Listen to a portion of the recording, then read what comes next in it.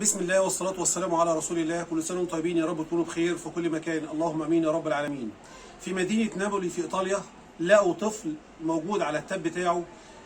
معلش يسامحوني، ما تزعلوش مني، انا مضطر اعمل كده عشان انا لازم اسمع كلامه. الراجل ابو طاقية سمراء، وبالفعل لقوا الطفل الساعة 1 بعد منتصف الليل ميت، قاتل نفسه، منتحر. ايه اللي حصل؟ ايه القصه؟ ايه الاحداث الجديده؟ تابعوا معانا الفيديو للنهايه عشان نعرف ايه اللي بيجرى بالظبط في مجتمعاتنا اللي احنا عايشين فيها. جوناثان جاليندو طبعا كان في زمان عندنا لعبه لو كلنا نفتكرها، اسمها لعبه الحوت الازرق ولعبه مريم. الحوت الازرق ولعبه مريم بسببها مات اطفال كتير، وعشان كده قدرت الدول ان هي تتحرك والحكومات قدرت ان هي تتحرك، وبالفعل منعوا اللعبه ديت وحظروها، ووقتها انتهى وخلصت لحد كده. في الوقت الجديد وفي الفتره الاخيره ظهر رعب جديد، شبح جديد، رعب الانترنت، رعب الانترنت، الدارك مود. الليله كلها شبح، الليله كلها رعب. في حاجه اسمها جوناثان جاليندو، عباره عن تطبيق واحد بيبعت لك على الفيس الاكونت بتاعك طلب صداقه. اول ما بتقبل الطلب ده عندك وبيتضاف عندك على الفيس، خلاص هو بقى موجود عندك على الموبايل، لانه هو بالفعل هاكر، بيقدر يوصل لكل الملفات، بيقدر يعرف كل حاجه عنك عند التليفون. طبعا بيستهدفوا في الحاجات ديت الاطفال او سن المراهقه، يعني لحد مثلا سن 15 سنه.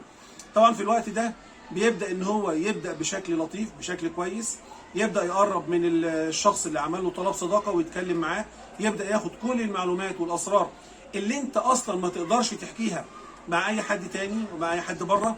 ده نتيجه طبعا هو لما يبدا يتكلم معاك بشكل لطيف او بطريقه كويسه، بيبدا الطفل ان هو يامن له ويبدا يقول له عن كل الاسرار بتاعته، والكلام ده طبعا بيظهر نتيجه للوحده. دايما لما تلاقي ابنك قاعد لوحده منعزل لوحده، ده حاجه خطيره جدا. انعزال الطفل عن الاسره ده شيء خطير جدا، بيوقعنا طبعا كلنا في مشاكل وبيوقعنا في مخاطر احنا في غنى عنها.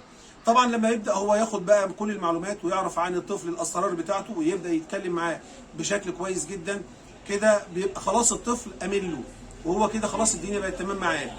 بعد كده بيظهر له الوش التاني، الوجه الاخر، يبدا يطلب منه بعض الحاجات الغريبه على اساس ان هم اصحاب وان هم اصدقاء، وهو اصلا في الوقت ده فعلا بيكون خلاص سيطر على دماغه، سيطر على خلايا مخه.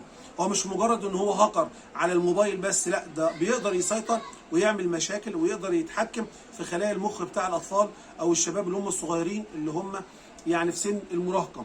بعد كده بيطلب منه حاجات صعبه، زي مثلا يقول له ايه، اكتب مثلا على ايدك او على جسمك رقم 3 ستات بحاجه حاده، بحيث ان هي تبقى يعني ايه، علامات كده مميزه. بعض العلماء قالوا ان الرموز دي او رقم 3 ستات ده رمز للاشباح او رمز الشياطين. بعد كده بيطلب منه ان هو يعمل حاجات اصعب من كده. لما بيطلب منه حاجات اصعب من كده، بيبدا الطفل ده يرفض ويحس ان هو لا، هتبقى حاجات خطيره بالنسبه له. فلما يرفض يروح ظهر له الوش التاني، يبدا بقى يهدده بالاسرار اللي هو قدر يعرفها منه، يبدا يهدده ان كده كده اصلا طبيعي كل الملفات اللي موجوده على الموبايل خدها معاه وبقت معاه في حوزته، يبدا يهددوا بيها.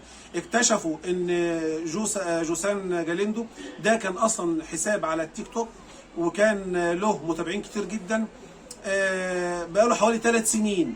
بعد كده ظهر كاكونت على الفيسبوك، وبعد كده بدات الناس تعمل الافات الحسابات، وبناء بقى على كده ان بقى عندنا حساب واحد اصلي، وطبعا الافات الحساب بالشكل ده، لان في ناس كتير جدا بتحب الشر وبتحب الرعب وبتحب التمثيل وبتحب الاشكال اللي مش كويسه. فاحنا بنحذر ابنائنا، يا ريت ما تصدقش، ما تامنش لاي حد، ما تقبلش طلب صداقه من اي حد انت ما تعرفوش. ده نصيحتي لكل طفل او كل شاب او كل حد يعني لسه ايه في سن المراهقه. نصيحتي انا لولي الامر والام او الاب، خلي بالك من ابنك، خلي بالك من ابنك، خلي بالك من بنتك. ركزوا قوي قوي معاهم، ما تخليهمش دايما يقعدوا لوحدهم في مناطق معزوله، ما تخليهمش دايما ماسكين الموبايلات وفتره طويله. صدقوني لو جوسن اللي احنا بنتكلم عليه، الشخصيه اللي موجوده معانا في الفيديو النهارده المرعبه، مش بس هي اللي هتدمر مخاخه، لا، مجرد ان هو يفضل في عزله لوحده هيدمر مخه بشكل طبيعي، بعيد عن اي رعب تاني وبعيد عن اي حد يسيطر عليه. طب ما انت هتقول لي ما هو ممكن يعمل بلوك له وخلاص ويمسحه والدنيا خلاص خلصت. هقول لك حتى لو انت عملت له بلوك على الفيسبوك برضه هو لسه معاك، هو مسيطر عليك، مسيطر على سلوكك، مسيطر على طريقتك. فاحنا يا ريت نخلي بالنا كويس جدا، يا ريت ابنائنا واولياء امورنا يركزوا قوي قوي في الحاجات ديت. احنا خلصنا من الحوت الازرق وخلصنا من لعبه مريم. يا ريت اللعبه ديت انتشرت على فكره يا جماعه، انتشرت في الفتره الاخيره وبسببها مات اكتر من 200 طفل، وبدا الموضوع ينتشر بشكل رهيب جدا في الفتره الاخيره. يا ريت الموضوع ده نخلي بالنا منه، نخلي بالنا من اولادنا. يا رب يحفظ بناتنا ويحفظ اولادنا، اللهم امين يا رب العالمين، من الوباء والشبح اللي احنا عايشين فيه. كل سنه وانتم طيبين. دمتم في امان الله ورعايته. شكرا والسلام عليكم ورحمه الله وبركاته.